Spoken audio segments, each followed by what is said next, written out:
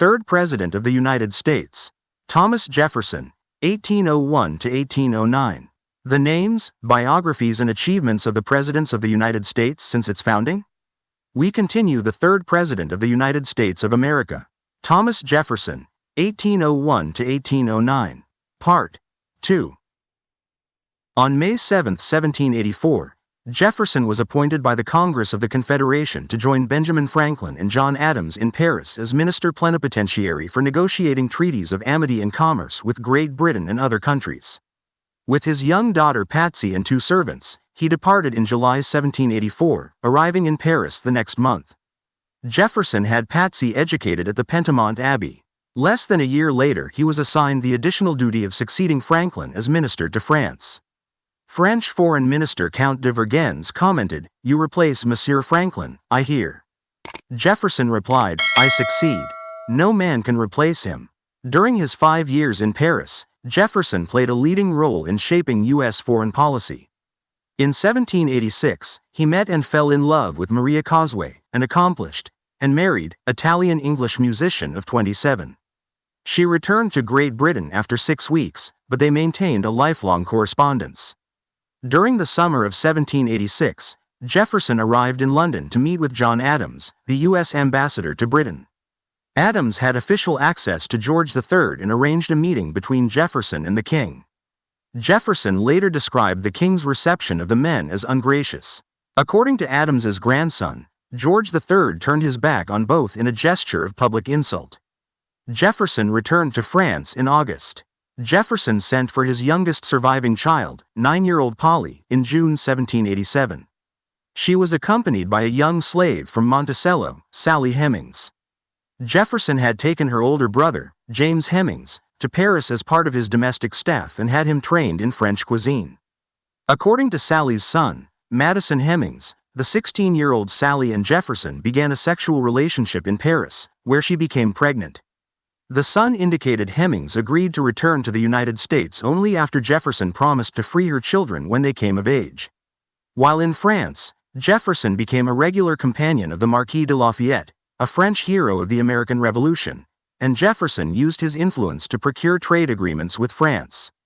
As the French Revolution began, he allowed his Paris residence, the Hôtel de Languic, to be used for meetings by Lafayette and other Republicans. He was in Paris during the storming of the Bastille and consulted with Lafayette while the latter drafted the Declaration of the Rights of Man and of the Citizen. On May 7, 1784, Jefferson was appointed by the Congress of the Confederation to join Benjamin Franklin and John Adams in Paris as Minister Plenipotentiary for negotiating treaties of amity and commerce with Great Britain and other countries. With his young daughter Patsy and 2 servants, he departed in July 1784, arriving in Paris the next month. Jefferson had Patsy educated at the Pentamont Abbey. Less than a year later, he was assigned the additional duty of succeeding Franklin as minister to France. French Foreign Minister Count de Vergennes commented, "You replace Monsieur Franklin, I hear." Jefferson replied, "I succeed.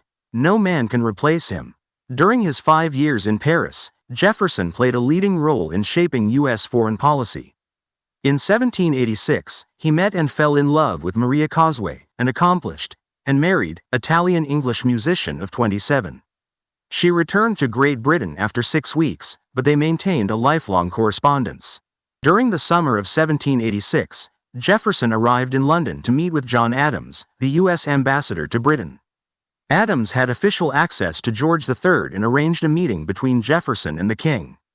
Jefferson later described the king's reception of the men as ungracious. According to Adams's grandson, George III turned his back on both in a gesture of public insult. Jefferson returned to France in August.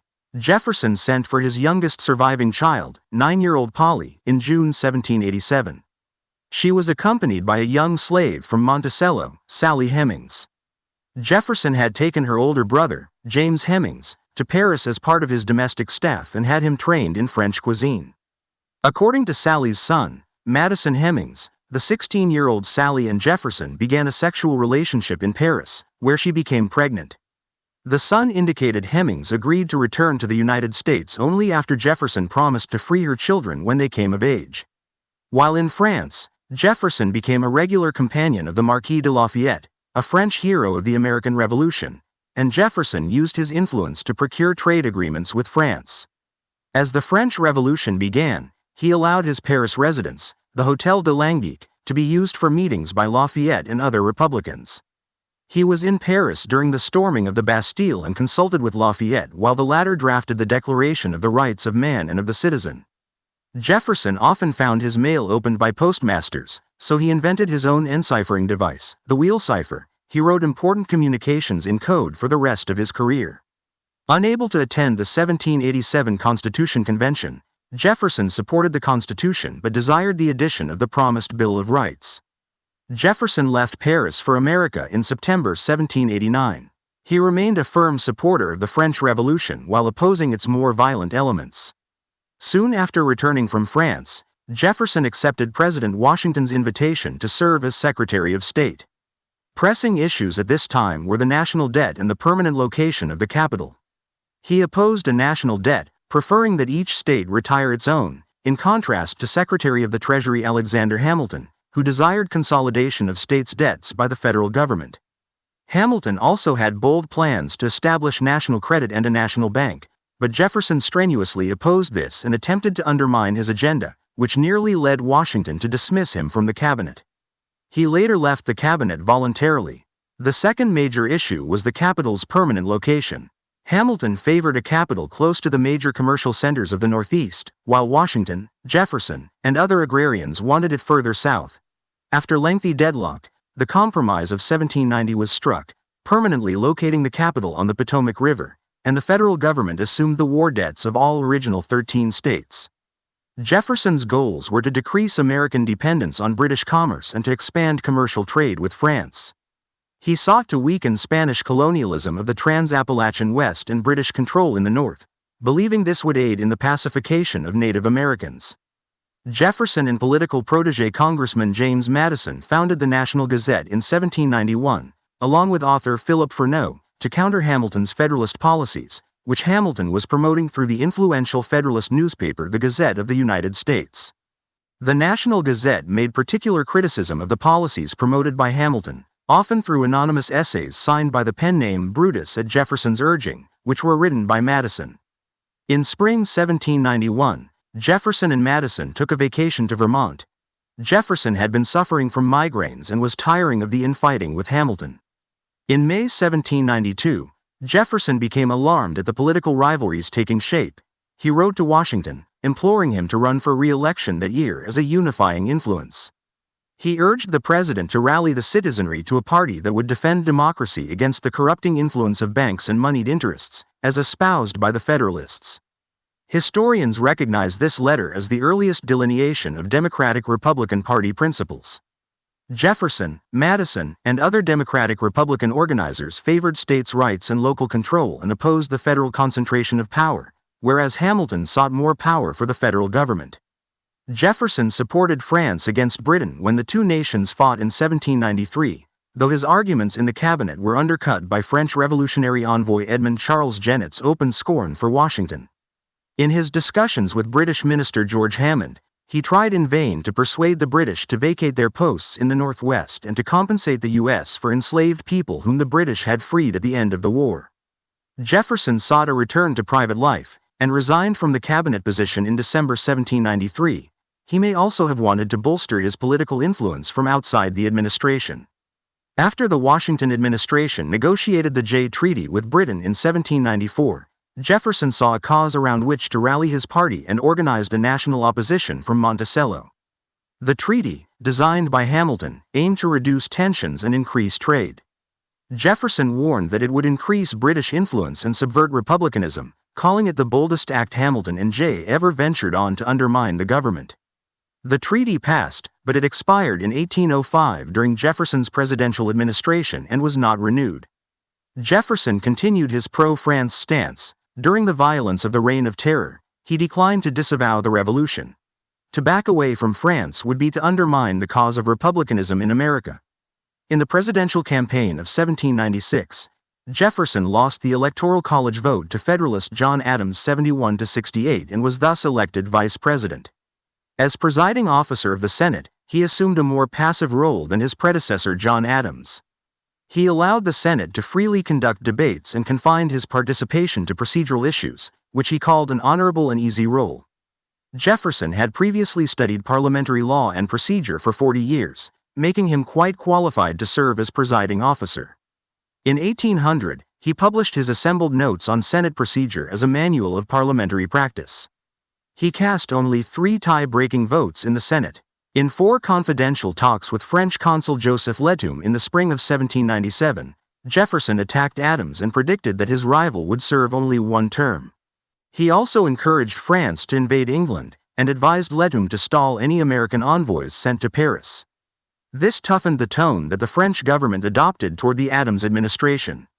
After Adams's initial peace envoys were rebuffed, Jefferson and his supporters lobbied for the release of papers related to the incident, called the XYZ affair after the letters used to disguise the identities of the French officials involved.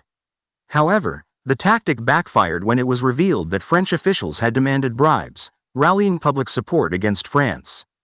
The U.S. began an undeclared naval war with France known as the Quasi-War. During the Adams presidency, the Federalists rebuilt the military, levied new taxes, and enacted the Alien and Sedition Acts. Jefferson believed these laws were intended to suppress Democratic Republicans, rather than prosecute enemy aliens, and considered them unconstitutional. To rally opposition, he and James Madison anonymously wrote the Kentucky and Virginia resolutions, declaring that the federal government had no right to exercise powers not specifically delegated to it by the states. The resolutions followed the interposition approach of Madison, that states may shield their citizens from federal laws that they deem unconstitutional. Jefferson advocated nullification, allowing states to invalidate federal laws altogether. He warned that, unless arrested at the threshold, the Alien and Sedition Acts would drive these states into revolution and blood. Historian Ron Chernow claims that the theoretical damage of the Kentucky and Virginia resolutions was deep and lasting, and was a recipe for disunion, contributing to the American Civil War as well as later events. Washington was so appalled by the resolutions that he told Patrick Henry that, if systematically and pertinaciously pursued, the resolutions would dissolve the Union or produce coercion. Jefferson had always admired Washington's leadership skills but felt that his Federalist Party was leading the country in the wrong direction. He decided not to attend Washington's funeral in 1799 because of acute differences with him while serving as Secretary of State. Jefferson contended for president once more against John Adams in 1800. Adams' campaign was weakened by unpopular taxes and vicious Federalist infighting over his actions in the Quasi-War. Democratic Republicans pointed to the Alien and Sedition Acts and accused the Federalists of being secret pro-Britain monarchists, while Federalists charged that Jefferson was a godless libertine beholden to the French. Historian Joyce Appleby said the election was one of the most acrimonious in the annals of American history. The Democratic Republicans ultimately won more electoral college votes, due in part to the electors that resulted from the addition of 3/5 of the South's slaves to the population calculation under the 3/5 Compromise. Jefferson and his vice presidential candidate Aaron Burr unexpectedly received an equal total. Because of the tie, the election was decided by the Federalist-dominated House of Representatives. Hamilton lobbied Federalist representatives on Jefferson's behalf, believing him a lesser political evil than Burr. On February 17, 1801, after 36 ballots, the House elected Jefferson president and Burr vice president. The win was marked by Democratic-Republican celebrations throughout the country. Some of Jefferson's opponents argued that he owed his victory to the South's inflated number of electors. Others alleged that Jefferson secured James Ashton Baird's tie-breaking electoral vote by guaranteeing the retention of various Federalist posts in the government. Jefferson disputed the allegation, and the historical record is inconclusive. The transition proceeded smoothly, marking a watershed in American history. As historian Gordon S. Wood writes, it was one of the first popular elections in modern history that resulted in the peaceful transfer of power from one party to another. Jefferson was sworn in as president by Chief Justice John Marshall at the new Capitol in Washington, D.C., on March 4, 1801. His inauguration was not attended by outgoing President Adams. In contrast to his 2 predecessors, Jefferson exhibited a dislike of formal etiquette. Plainly dressed, he chose to walk alongside friends to the Capitol from his nearby boarding house that day instead of arriving by carriage. His inaugural address struck a note of reconciliation and commitment to democratic ideology, declaring, We have been called by different names brethren of the same principle. We are all Republicans, we are all Federalists. Ideologically, he stressed equal and exact justice to all men, minority rights, and freedom of speech, religion, and press. He said that a free and Republican government was the strongest government on earth. He nominated moderate Republicans to his cabinet: James Madison as Secretary of State, Henry Dearborn as Secretary of War, Levi Lincoln as Attorney General, and Robert Smith as Secretary of the Navy. Widowed since 1782, Jefferson first relied on his two daughters to serve as his official hostesses. In late May 1801, he asked Dolly Madison, wife of his longtime friend James Madison, to be the permanent White House hostess. She was also in charge of the completion of the White House mansion.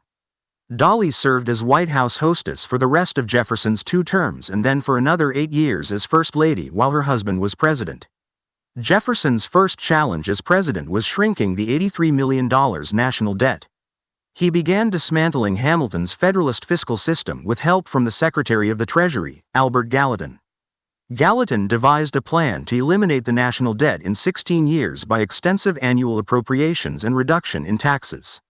The administration eliminated the whiskey excise and other taxes after closing unnecessary offices and cutting useless establishments and expenses. Jefferson believed that the First Bank of the United States represented a most deadly hostility to Republican government. He wanted to dismantle the bank before its charter expired in 1811, but was dissuaded by Gallatin. Gallatin argued that the national bank was a useful financial institution and set out to expand its operations. Jefferson looked to other corners to address the growing national debt.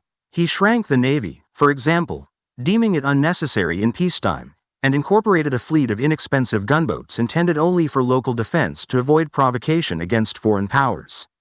After 2 terms, he had lowered the national debt from $83 million to $57 million. Jefferson pardoned several of those imprisoned under the Alien and Sedition Acts. Congressional Republicans repealed the Judiciary Act of 1801, which removed nearly all of Adams's midnight judges. A subsequent appointment battle led to the Supreme Court's landmark decision in Marbury v. Madison, asserting judicial review over executive branch actions. Jefferson appointed 3 Supreme Court justices: William Johnson, 1804, Henry Brockholst Livingston, 1807, and Thomas Todd, 1807. Jefferson strongly felt the need for a national military university, producing an officer engineering corps for a national defense based on the advancement of the sciences, rather than having to rely on foreign sources. He signed the Military Peace Establishment Act on March 16, 1802, founding the United States Military Academy at West Point. The act documented a new set of laws and limits for the military. Jefferson was also hoping to bring reform to the executive branch, replacing Federalists and active opponents throughout the officer corps to promote Republican values.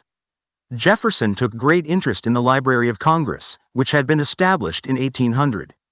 He often recommended books to acquire. In 1802, Congress authorized Jefferson to name the first Librarian of Congress, and formed a committee to establish library regulations. Congress also granted both the President and Vice President the right to use the library. American merchant ships had been protected from Barbary Coast pirates by the Royal Navy when the states were British colonies. After independence, however, pirates often captured U.S. merchant ships, pillaged cargoes, and enslaved or held crew members for ransom. Jefferson had opposed paying tribute to the Barbary states since 1785. In 1801, he authorized a U.S. Navy fleet under Commodore Richard Dale to make a show of force in the Mediterranean, the first American naval squadron to cross the Atlantic. Following the fleet's first engagement, he successfully asked Congress for a declaration of war. The First Barbary War was the first foreign war fought by the U.S. Pasha of Tripoli Yusuf Karamanli captured the USS Philadelphia, so Jefferson authorized William Eden, the U.S. consul to Tunis, to lead a force to restore the Pasha's older brother to the throne. I stop at this point today. Until next time, stay curious, stay informed, and keep exploring the world's incredible stories. Soon we will publish Part 3.